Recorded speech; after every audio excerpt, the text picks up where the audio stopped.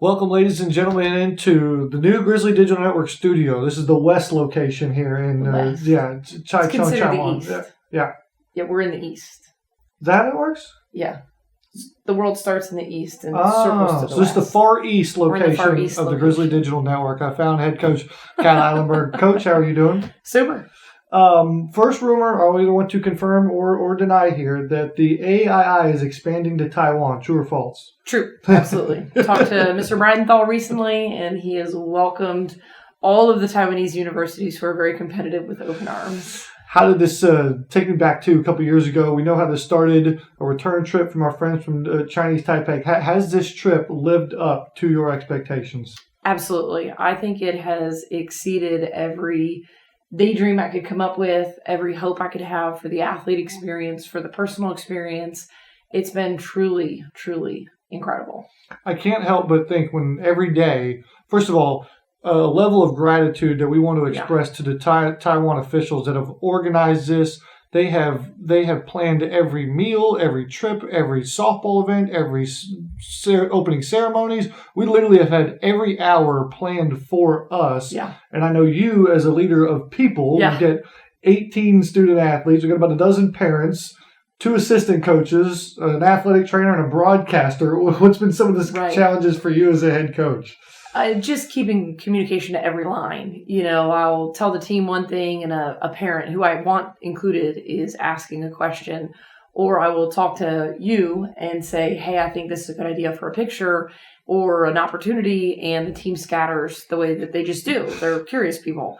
So just being polite yet in command of the troop, if you will, the troop of tourists and athletes. And it's one of those things that, figuratively speaking, you just hop on the train. You really don't know where it's going, but we're going somewhere, whether it's to the park or to Sun Moon Lake or to a Buddhist monastery. And so you just get on the train and hope it takes us somewhere cool. Correct. And when you lay out the windows, about the only thing that looks the same is the pavement. So from that aspect, you're mesmerized by where you're going in the bus, where you're going on the train, and certainly just the richness of the culture has been exceptional.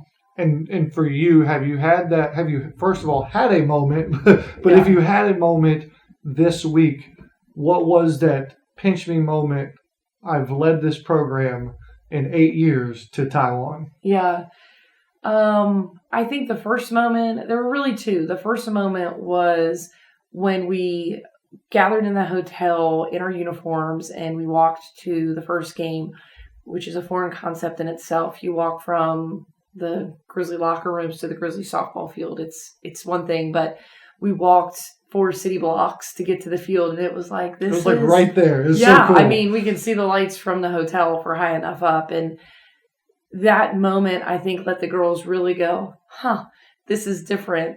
And so stepping on the field in that hour evolution of getting from the hotel to the field, and it didn't take an hour. It was just the evolution of time to get to the point of starting to warm up. And honestly, at the end of today, the outcome is the outcome of scores, but I am forever a process and moment person. I'm driven by moments. I'm driven by memories.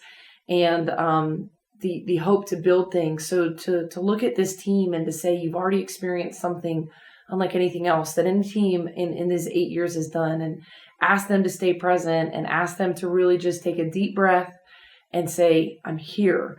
That was a real neat feeling of like a nice period on this particular event.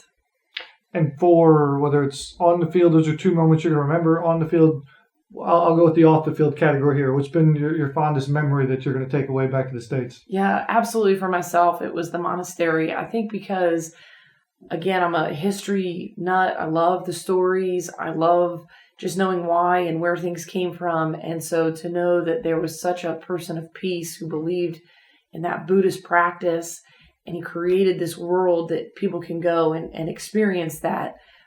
You'll see us untie the knot throughout the season, and maybe we'll talk about that at some other point. But, there's knots in your mind that if you just let yourself recognize the knot and untie it, it's a real neat thing to have learned and honestly try to practice throughout this week.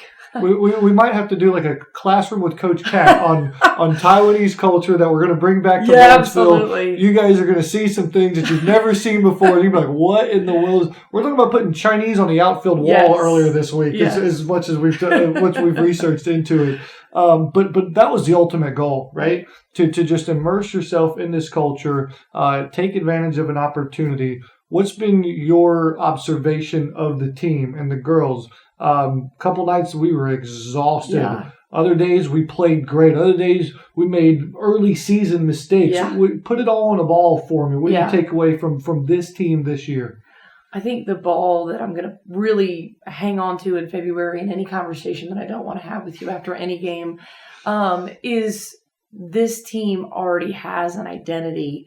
And I think they're very willing to experience things together. And so when you have a group that's willing to go into an unknown situation, you have a group that is willing to look out for each other, they can really create some magic. And so I have really enjoyed the different processes for the different teams, but I really 33 hours total of travel, and there wasn't really a cranky person where you just went, ooh, avoid her right now. That's remarkable. That was just me. It wasn't any of the girls. It was me that you wanted to avoid. It was cranky from having 4 20-minute naps. Yeah. But no, in all seriousness, it's been a great time. I've had an unbelievable experience. Yeah. And I can't help but think back over the last 3 years and the experiences that you've created for this program. So you can make this declaration now. The camera's rolling.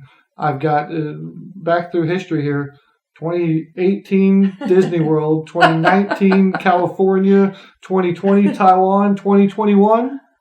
I guess we need to win a national championship. I mean, but that's kind of jumping the shark. I think we need to do that this year. So I don't know. I think that's the fun part about it is I've told my team, I've told my athletic director, I tell my colleagues, I'll say yes to the experience. And so if you're willing to play us, we're going to come. So.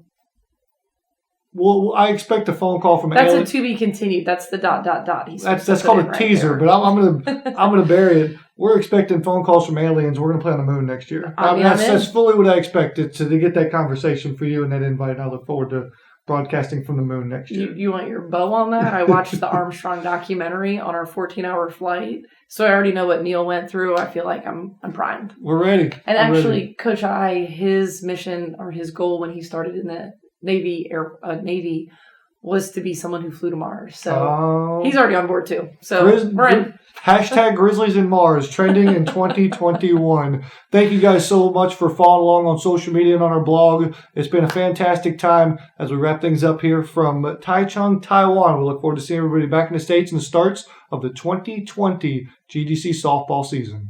Shay.